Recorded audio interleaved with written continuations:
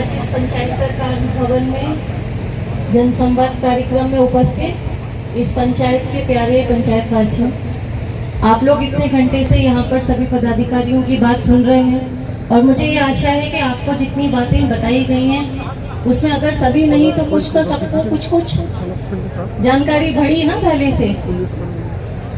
अपनी बात आगे बढ़ाने से पहले मैं ये कहूँगी कि अररिया से यहाँ पर आने के क्रम में आपका पंचायत बहुत सुंदर है, विशेषकर जब हाईवे से हम लोग अंदर करते हैं पूरा नहर के किनारे बिल्कुल हरा भरा। तो इसी तरीके से इस पंचायत की जो सुंदरता है वो कायम रखना है और वो किसी और ने नहीं रखी है, वो आप लोगों ने ही रखी है। इतने 2-3 घंटे से हम लोग भी देख रहे हैं, आप लोग बहुत शांत है। तो ज्यादा थके हुए हैं या भूख का टाइम है, भूख लग रहा है क्या सभी को? हाँ, लंच है तो हम लोग जल्दी रैप अप कर देंगे।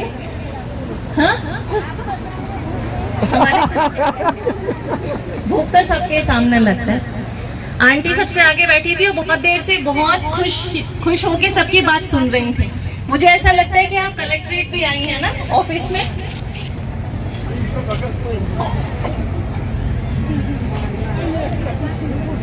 ये बहुत देर से बहुत खुशी मन से सुन रही हैं। तो इस पूरे कार्यक्रम का जो सार है ना, जो उद्देश्य है वो यही है कि सारे पदाधिकारी आए, आके आप सभी लोगों के बीच में जितनी भी सरकारी योजनाएं हैं उन सबकी जानकारी दें। आप में से बहुत सारे लोग हैं जिनको मैं पहचान भी रही हूँ, आते भी हैं ऑफिस, जैसे आप भी बहुत आते हैं। आप, ये आंटी भी आई हैं, इसी प्रकार से 5-10 लोग और हैं जो कई बार कार्यालय आते हैं और आके अपनी बात रखते हैं। आज यहाँ पर बहुत सारे लोग उपस्थित हैं, बहुत सारे लोगों के अलग अलग एज ग्रुप भी हैं, जो वृद्धजन भी हैं और सबसे छोटी बच्ची जो इस कॉरिडोर में घूम रही थी वो है। तो लगभग 60 साल का आयु का फर्क है या उससे ज्यादा भी होगा। और ये बताने का उद्देश्य ये है कि आप में से जो बुजुर्ग हैं उन्होंने इस बढ़ते हुए रानीगंज को जरूर देखा होगा। जैसे आप बैठे हुए हैं यहाँ पर, आप ये जरूर महसूस करेंगे ना कि पहले की तुलना में जो रानीगंज हो सकता है जब आप छोटे बच्चे थे और आज की तुलना में चीजें कितनी सुधर गई। आज आपकी पंचायतों में यहाँ तक आने के लिए आपको कोई कच्ची सड़क नहीं है। ये हो सकता है कि जो सड़क बनी हुई है वो उसमें मरम्मती की जरूरत है। पक्की सड़क आ गई आपके यहाँ पर। आपकी पंचायत में नल का जल योजना आ गई, आपको हर घर नल का जल, शुद्ध पेयजल की व्यवस्था होगी। कार्यपालक अभियंता ने बताया था कि ऐसे कुछ वार्ड है इस पंचायत में छूटे हुए जहां पर वो काम छूटा हुआ है, तो उनके स्तर से उसकी भी योजना बना के लोगों को, विभाग को भेज दी है। जैसे ही उसकी स्वीकृति हो जाएगी, जैसे ही वहां से जो वरीय पदाधिकारी हैं उसको ओके कर देंगे, तो वो जो छूटे हुए घर हैं उनमें भी वो लाभ पहुंचेगा। जो सरकार का उद्देश्य है और वो कटिबद्ध है, वो प्रयासरत है इसलिए कि हमारे एक एक घर में शुद्ध पेयजल के लिए हर घर नल का जल से जो पानी है वो आए। और शुद्ध पेयजल इसलिए कह रहे हैं कि हमारा पूरा जिला है वो आयरन युक्त पानी से ग्रसित है, इसीलिए ये काम जो आपको घर घर तक पानी पहुंचाने का काम है वो कौन सा विभाग कर रहे हैं? पीएचडी विभाग के द्वारा किया जा रहा है।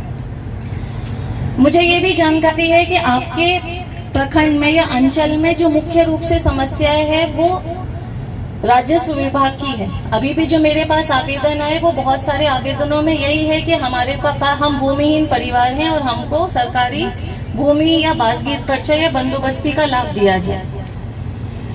वो हम लोग के संज्ञान में भी है। ऑपरेशन बसेरा 2 के अंतर्गत उसका सर्वे का काम भी चल रहा है और आने वाले दिनों में जितने भी भूमिहीन परिवार हैं उनका उचित जो प्रक्रिया है अपनाते हुए वो काम भी किया जाएगा। इसलिए जब आप लोगों की बारी आएगी, मेरे बाद मैं सबको आमंत्रित भी करूंगी कि आप अपनी बात बोलेंगे तो एक ही चीज को बार बार नहीं बताएंगे कि हम तो यहाँ रह रहे, हमको नहीं पता। तीसरी और महत्वपूर्ण बात, जब सब लोगों की बात हम लोगों ने सुनी, एक किसान थे जो आपके बीच में ही थे, एक यहाँ पर बच्ची है जिसने बताया कि उनको जीएनएम की पढ़ाई करनी है, 2 हमारी जीविका की दीदी थी और ऐसे अनगिनत लोग हैं जिन्होंने इस पंचायत में ही सरकारी योजनाओं का लाभ प्राप्त किया होगा। मुझे बस आप लोगों से अगर आपने किसी भी सरकारी योजना का लाभ लिया है तो एक बार हाथ उठा देंगे। वो सरकारी योजना, मुझे पूरी उम्मीद है कि शायद ही कोई ऐसा होगा जिसको सरकारी योजना का लाभ नहीं मिला। आपको या तो आवास का लाभ है, या कोई अनुदान है, या फिर आपको कुछ भी सब्सिडी के रूप में दिया गया, शौचालय का कुछ होगा। आपको कोई ऐसा, बहुत कम लोग आप में से ऐसे होंगे या ना के बराबर होंगे जहां पर ये लाभ किसी ना किसी प्रकार से नहीं मिला। तो आज इस कार्यक्रम को करने का जो सबसे बड़ा उद्देश्य, जो मकसद क्या है यहाँ पर आने का, मकसद ये है कि जितनी भी सरकारी योजनाएं हैं उन सभी विभागों की सरकारी योजनाओं की जानकारी आपको मिल जाए। होता क्या है कि हम लोग शिकायत करते हैं या अपने मन में सोचते हैं कि अरे हमें तो योजना का लाभ ही नहीं मिला। लेकिन योजना का लाभ उठाने के लिए सबसे जरूरी क्या है कि हमको योजना क्या है वो पता होना चाहिए। सबसे पहले जब हमें पता ही नहीं होगा कि हमारे योजना क्या है तो हम कैसे उसका लाभ लेंगे। दूसरा, अगर हमें योजना के बारे में पता चल गया तो दूसरी चीज है, क्या हम योजना का लाभ लेने के लिए अधिकृत है कि नहीं। मान लीजिए जो स्कूल में जाने वाले बच्चे के लिए योजना है, जो जाने के लिए आपको साइकिल मिल रही है, पोशाक मिल रहे हैं, अच्छे नंबरों से पास होते हैं तो उसको कुछ प्रोत्साहन राशि या स्कॉलरशिप भी मिलती है। अब आप कहेंगे कि हमको वो योजना का लाभ नहीं, सबको होगा। जो चीज बच्चों के लिए है वो बच्चों को मिलेगी, जो महिलाओं की स्कीम है वो महिलाओं के लिए है, जो बुजुर्गों के लिए है, डिसेबिलिटी पेंशन स्कीम है, वो सब जो जिसका पात्र रखता है वो है। तीसरा चरण उसका ये है कि आपको पता चलता है कि योजना क्या है, दूसरा किन के लिए है, तो तीसरा है कि हम उस योजना का लाभ लेने के लिए कहाँ पर आवेदन दें। अब आवेदन अलग अलग प्रकार से दे सकते हैं। हम अभी कहाँ पर सभा कर रहे हैं, पंचायत सरकार भवन में कर रहे हैं। तो आपके सामने वो लोक सेवा अधिकार का कार्यालय है। कुछ सेवाएं आपको आरटीपीएस ऑफिस से भी मिल जाएंगी, कुछ ऐसे होंगे जिसके में आवेदन देना पड़ेगा, कुछ ऐसी होंगी कि जिला स्तर से उनका निदान होगा। लेकिन आपको सबसे सरल तरीके से और योजनाओं का लाभ मिलाने के लिए हम लोग प्रयासरत हैं और उसी कड़ी में ये कार्यक्रम है, ताकि हम आप सबके बीच में जाएं, आपकी जो आकांक्षाएं हैं, जो आपकी शिकायतें हैं, जो सुझाव है, उनके बारे में जानकारी प्राप्त करें और उसका बहुत आसानी से निराकरण करें, ताकि आपको इधर उधर भटकना नहीं पड़े। आज जैसे हम लोग इसमें है पंचायत सरकार भवन, तो आपको मैं ये भी बताना चाहती हूँ कि आज यहाँ पर आने का विलम्ब हुआ कि माननीय मुख्यमंत्री जी द्वारा, जैसे ये पंचायत सरकार भवन है, पूरे राज्य में भी लगभग 2000 पंचायत सरकार भवन का शिलान्यास किया और हमारे जिले में भी 8 पंचायत सरकार भवन किए।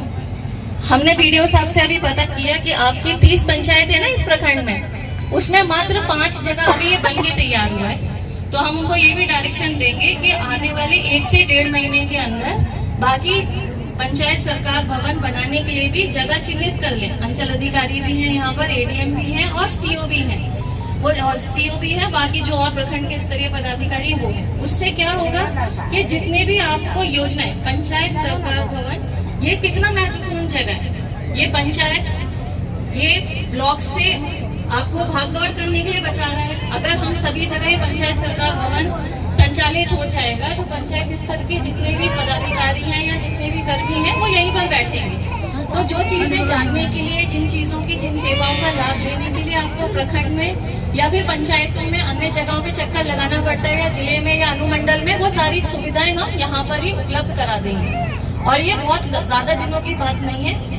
हमारा प्रयास रहेगा कि छूटे हुए सभी जगहों पर ये हम जगह आप बना लें और उसके बाद जो बनाने में आसानी है वो हो जाएगी, ताकि सभी लोगों को सुविधा रहे और जितनी भी योजनाओं का लाभ है वो आपको अपने पंचायत में मिल सके।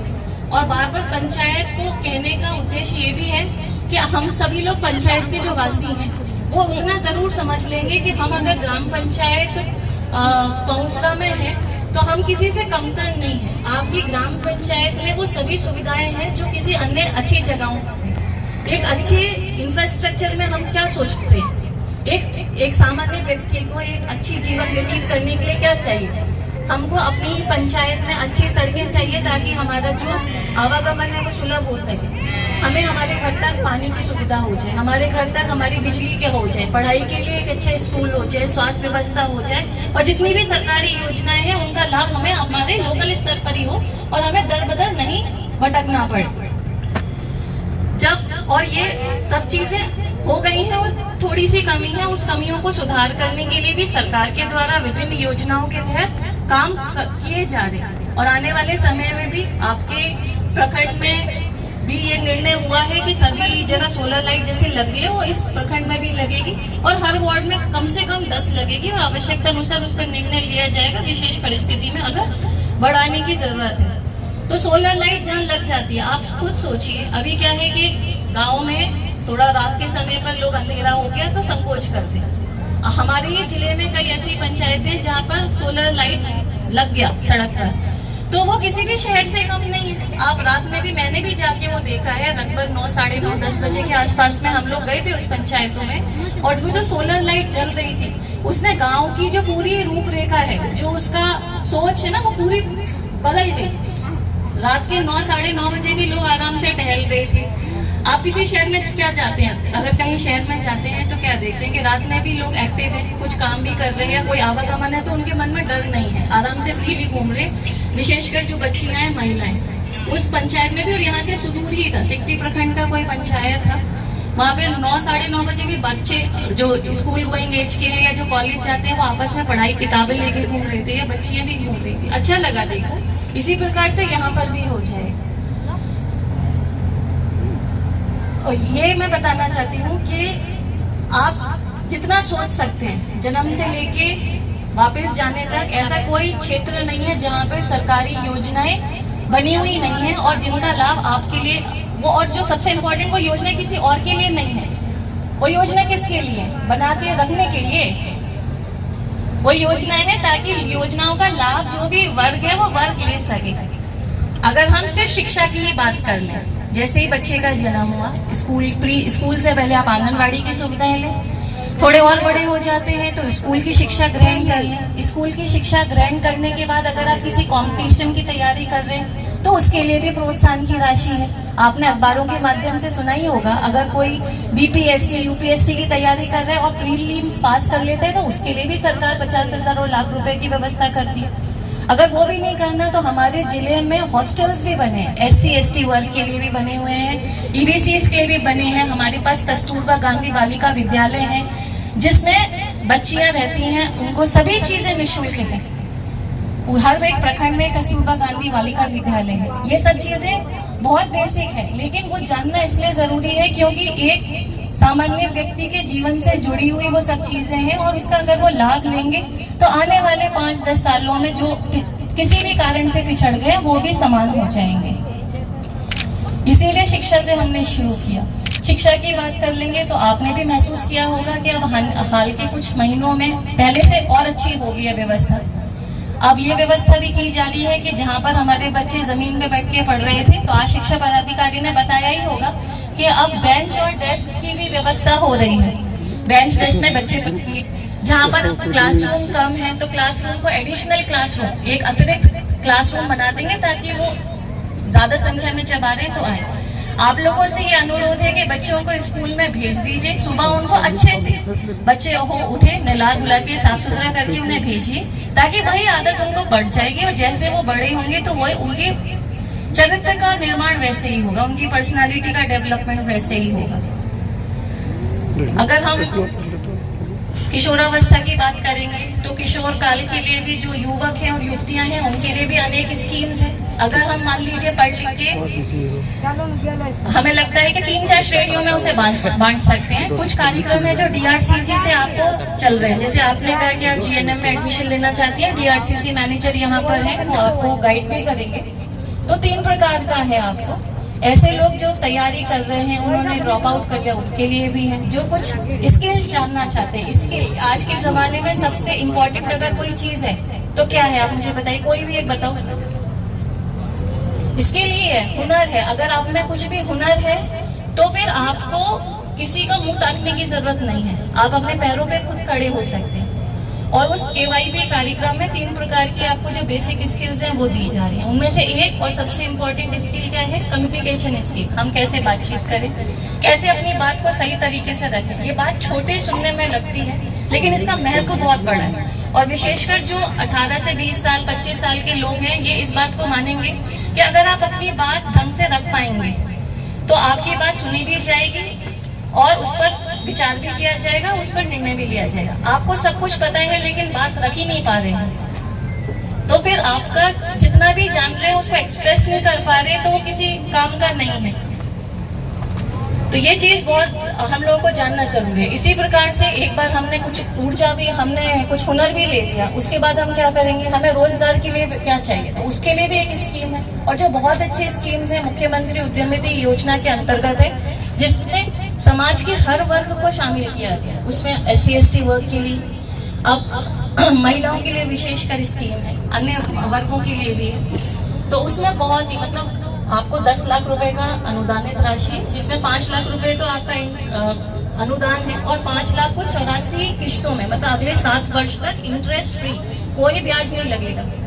आप किसी से भी कुछ उधार लेंगे, पैसा उसमें ब्याज लगता है कि निःशुल्क देता है, वो सूद की राशि लगती है। लेकिन सरकार की इस योजना को अगर आप जानेंगे, GMDIC यहाँ पर है आज उपस्थित, GMDIC यहाँ पर है, वो रहेंगे भी, जिसको और विस्तृत जानकारी चाहिए वो बताएंगे कहाँ आवेदन देना है। आप अपने स्वरोजगार या आपको कुछ भी उद्यमिता है उसको और कैसे काबिल करें, आप खुद भी अपने पैरों पर खड़े हो जाए और बाकी लोगों को भी रोजगार दे सके, इस क्रम में काम करेगा। तीसरी हो गई आपको समाज सुधार से जुड़ी हुई है, और क्योंकि समाज सुधार से जुड़ी हुई में मुख्य रूप से क्या है, एक का जिक्र किया SP साहब ने, शराबबंदी उसमें मुख्य है ही। इसके साथ साथ 2 का उल्लेख हम लोग जरूर करेंगे, जो अगर समाप्त हो जाए तो निश्चित रूप से समाज की बहुत सारी चीजें सुधर भी जाएंगी। उसमें से मेजर पहला नंबर क्या है, बाल विवाह, और दूसरा दहेज। अगर ये दोनों समस्याएं समाप्त हो जाएं तो अनावश्यक जो पेरेंट्स पर एक बर्डन है या लड़कियों के प्रति कुछ मन में शंका है, तो ऑटोमेटिकली खत्म हो जाएगी कि नहीं। अगर आप अपनी बच्ची, और इसके लिए तो अगर मुझे और बात करना पड़े, अगर बच्चियों के प्रोत्साहन के लिए उनके जन्म से पहले से ही सरकार चिंतित है। एक बार बच्ची ने जन्म ले लिया तो मुख्यमंत्री कन्या उत्थान योजना है, जिसमें आपको टीकाकरण समय से ले लेंगे, स्कूल में बच्ची को भेजेंगे, कक्षा 1 से 5, 5 से 8, फिर 9 से 10, फिर 11, 12, उसके बाद ग्रेजुएशन, और तब तक वो अविवाहित भी रहेंगी। तो इस सबको मिला के आपको किसी हर चरण पे कुछ ना कुछ राशि मिलेगी। फर्स्ट डिवीजन पास हो गई तो 50,000 मिल गया, ग्रेजुएशन हो गया तो मिल गया। तो आपको अगर शिक्षा बच्चियों को देने के लिए कौन रोक रहा है, स्कूल में तो शिक्षा मुफ्त ही है ना, ऐसा उसमें पैसा लग रहा है। कोई सरकारी विद्यालयों की अगर बात करें, इसका मतलब हमारी इच्छा शक्ति है जिसको हमें थोड़ा और मजबूत करना है। हम थोड़ी देर के लिए ज्यादा से ज्यादा आप क्या करेंगे, बच्ची को या बच्चों को स्कूल नहीं भेज के आपको खेत में कुछ मदद कर रहे होंगे, या किसी दुकान पे कोई काम लग रहे होंगे, किसी होटल में, किसी उसमें। तो ये थोड़े समय के लिए आपको 2,000, 4,000, 5,000 रुपए से ज्यादा तो किसी बच्चे को कोई मजदूरी नहीं देगा। लेकिन उस 2,000, 3,000, 4,000 के लालच में आप क्या कर रहे हैं, उसका पूरा भविष्य बर्बाद कर दे रहे हैं। अगर यही हम अपने स्तर पर ऐसे माता पिता थोड़ी सी ज्यादा मेहनत कर लेंगे और उसको सही समय पर जो उसका अधिकार है, उसका अधिकार है किसी भी बच्चे का कि वो स्कूल में जाए, उसको नामांकन में हम थोड़ा कुछ ज्यादा मेहनत कर लेना 2, 4, 5, 10 साल के लिए, ताकि हमने जो स्थिति अपने सामने देखी हमारा बच्चा उससे बेहतर कर सके।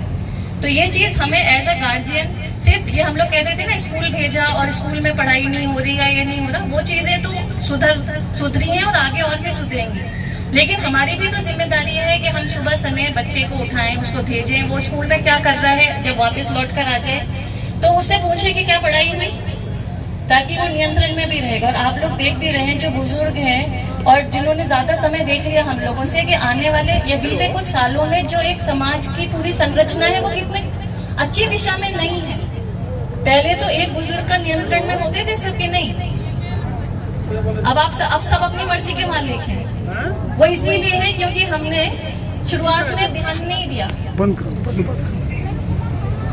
मेरी बात आप लोगों को समझ में आ रही है? ये बात सुनने में अच्छी लग रही है या नहीं? अदरवाइज मैं तो और स्कीम्स की बात भी बताऊंगा। वो ये जानना इसलिए जरूरी है, कई बार हमें ऐसा लगता है कि हमें तो सब चीजें पता है, लेकिन कई बार दूसरा जब कुछ बात बताता है तो हम उस पर थोड़ा सा विचार कर लेते हैं। आप में से सब लोग करें, मेरी ऐसी आशा है, लेकिन सब लोग नहीं करेंगे, कुछ भी करेंगे तो हम लोग का ये कार्यक्रम का उद्देश्य सफल हो जाएगा। अनेक स्कीम है, मतलब बिहार राज्य में तो विशेषकर इतनी सारी योजनाएं बनाई गई हैं जो महिला के उत्थान के लिए हैं, महिलाओं को आगे बढ़ाने के लिए। जीविका उसमें से एक सबसे बड़ा उदाहरण है। जिन दो दीदियों ने बात बताई, आप सब लोगों के सामने साझा की, कहाँ है वो दीदियां दोनों? एक ये है, दूसरी वाली कहाँ गई? तो आप ये जरूर महसूस करेंगे ना कि जीविका से जुड़ने से पहले आप में क्या वो उत्साह था या उतना आत्मविश्वास था कि इतने सारे लोगों के सामने अपनी बात रख सकते थे? आप बताइए। सिर्फ ये बताने के लिए कह रहे हैं कि एक हम लोग, किसी भी व्यक्ति को एक अवसर की जरूरत है। आप सब लोगों के पास सरकारी योजनाओं के माध्यम से अपार अवसर है, उन अवसरों को जानिए और उसका यूज कीजिए। अब क्योंकि ये कृषि प्रधान क्षेत्र ही है, आपको पशुपालन पदाधिकारी ने भी बताया, मछली वाले पदाधिकारी ने भी बताया। आप लोग मत्स्य पता नहीं समझते हैं कि नहीं, मछली वाले पदाधिकारी हैं और खेती वाले पदाधिकारी हैं और पशु वाले पदाधिकारी हैं। ये सबसे इम्पोर्टेंट पदाधिकारी हैं आप लोगों के लिए, क्योंकि ये कुछ ऐसी चीजें हैं या योजनाएं हैं जो सबको नहीं पता, और इसकी वजह से जो 2, 4, 5, 10 लोगों को पता है वो ही उस योजनाओं का लाभ ले लेते हैं। ऐसा ही होता है। वो आप, क्योंकि आपको पता ही नहीं है तो आप कैसे लाभ लीजिएगा? जब आपकी बारी आएगी तो हम आपसे भी सुन लेंगे, ठीक है? तो ये सब जान लीजिए। आपके जो मछली वाले पदाधिकारी हैं, जो पशु वाले पदाधिकारी हैं, जो खेती वाले पदाधिकारी हैं, उनको जानिए। और सिर्फ खेती पे निर्भर रहने के साथ साथ जो हम क्या क्या कर सकते हैं, जिनका खेत नीचे है तो उसमें थोड़ा सा तालाब बना लीजिए, मछली पालन कर लीजिए। उसका जो बांध बनेगा, जो मेन कहते हैं ना, एम्बैंकमेंट जो बनेगा, उसका आप क्या लगा सकते हैं? पपीते का पौधा लगा सकते हैं, तो छोटी छोटी खेती भी कर सकते हैं। तो एक ऐसी अनुपजाऊ या कम उत्पादन वाली भूमि से आप ज्यादा लाभ ले सकते हैं। आप ही के प्रखंड के है ना वो बेसरा जी, आप लोगों ने जाके देखा है उनका घर? बेसरा जी की कौन सी पंचायत थी? मोहिनी में ही एक है। आप जैसे ही एक किसान है बेसरा जी, हम लोगों ने उनके यहाँ गए थे, उन्होंने इतना अच्छा काम किया। जो उनके पास बहुत सारी जमीन थी, उस जमीन में कुछ लाभ नहीं होता था, तो सारी जमीन को उन्होंने थोड़ा थोड़ा तालाब के रूप में इस्तेमाल किया। कुछ में मखाना लगा लिया, कुछ में मछली पालन कर लिया, और आज कम से कम 50-100 लोगों को वो खुद भी रोजगार देते और बहुत अच्छी मजबूत माली स्थिति में पहुंच गए। अब वो अगर वो भी सोचते रहते कि हमें कौन बताएगा, हमें तो पता ही नहीं, तो उन्होंने क्या है, आप में से ही कोई वो अग्रणी बने, उन्होंने मौका देखा, मौके को पकड़ने की कोशिश की और उसका योजना का लाभ लिया, और हम सब, मतलब आप सबसे वो आगे निकल गए। इसी तरीके से आप लोग भी योजनाओं को जानिए, उनका लाभ लीजिए और अपने विकास के लिए काम कीजिए, ठीक है? अब रही जो मैंने जैसे आपको बताया कि यहाँ पर अगर आप लोग अब जब बात करना शुरू करेंगे, उसमें मुख्य रूप से भूमि की अनुपलब्धता की हमारे को जमीन दिया जाए, वही रहेगी। तो हम किसी ऑफिसर को रिक्वेस्ट करेंगे, इस तरीके के जितने आवेदन है वो कलेक्ट करके रख लेंगे। लेकिन मैं जब आपसे बात करूंगी तो और क्या कर सकते हैं, और क्या सुझाव अगर आपके हैं तो वो जरूर हम लोग जानना चाहेंगे, ताकि आपके लिए वो और सरल बना सके। जैसे उन्होंने अभी बताया था, किसान जब अपना शेयर कर रहे थे कि डीजल अनुदान के क्रम में जो टाइप करना पड़ता है रजिस्ट्रेशन नंबर, उसमें दिक्कत होती है। हम लोग उस पर विचार करेंगे कि क्या उसको और सरल करा जा सकता है, और मुख्यालय स्तर पर भी उसको प्रेषित करेंगे ताकि विभाग स्तर पर भी इस पे कुछ डिसीजन लिया जा सके। एक तो हम लोगों ने, मैंने बताया आपको, बाल विवाह से और दहेज वाला उन्मूलन, दोनों जो समस्याएं हैं उनको अगर आप लोग सही समय पर एड्रेस कर लेंगे, सही समय पर उसको मान लेंगे कि हम ये नहीं होने देंगे अपने पंचायत में, तो आप खुद ब खुद आने वाले 2-3 सालों में महसूस करेंगे कि बहुत सारी चीजें बदल गई। क्योंकि जो भी गर्ल चाइल्ड है, और यहाँ पर बॉयज भी हैं, उनको क्या ये हतोत्साहित करने के लिए नहीं है, क्योंकि परिवार का उद्धार कैसे होगा जब सारे लोग मिलके काम करेंगे। तो महिलाओं को पढ़ाइए, लिखाइए, उनको आगे बढ़ाइए, और आप सब हुनरमंद बन जाइए। किसी बच्चे का मन है कि पढ़ाई में मन नहीं लग रहा, हो सकता है कि नहीं लग रहा होगा, लेकिन जो बेसिक अपनी एजुकेशन है उसको ग्रैंड करने के बाद आपको जो अच्छा लग रहा है वो आप करिए। अच्छा प्रोग्रेसिव काम, आप कोई व्यापार कर लीजिए, कोई हुनर है तो कोई इंडस्ट्री बना लीजिए, कोई भी स्किल आप डेवलप कीजिए, उस स्किल में अपना प्रोफिशिएंसी दिखाइए। खेल में मन लग रहा है, खेलिए। खेल को भी प्रोत्साहित करने के लिए जिला स्तर पे खेल भवन बनाया गया है। प्रखंड स्तरों पे भी स्टेडियम्स का निर्माण किया जा रहा है, पंचायत स्तरों में भी ये काम होगा और जहाँ नहीं हुआ है वहाँ भी होगा। उद्देश्य क्या है कि हमारे जो बच्चे हैं वो खेलें कूदें पढ़ें और उनका जो समावेशी विकास है, जो पूरी पर्सनालिटी है वो डेवलप हो जाए। और खेल के लिए भी सरकार ने अभी राज्य स्तर पर भी नौकरी का प्रावधान किया है। जो राज्य स्तर पर या देश स्तर पर अच्छा काम करेंगे उसको भी व्यवस्था किया गया। तो बहुत सारी स्कीम्स हैं। आज आप लोगों ने, मुझे पूरी आशा है कि इस जो जनसंवाद कार्यक्रम हुआ इससे आपको कुछ ना कुछ लाभ जरूर हुआ होगा। कुछ तो बताएंगे तभी पता चलेगा ना हुआ या नहीं हुआ, या सारे पदाधिकारी बोल के चले गए और कुछ नहीं पता चला। कोई फायदा नहीं हुआ आप लोगों को। फायदा होले है।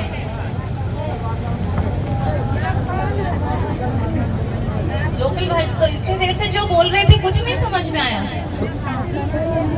सब समझ में आ रहा है ना। मैं बस इतना जरूर बताऊंगी कि इस जनसभा में आइए, जनसंवाद कार्यक्रम में आने से पहले आपको हो सकता है 5-10 स्कीम्स का नाम पता होगा।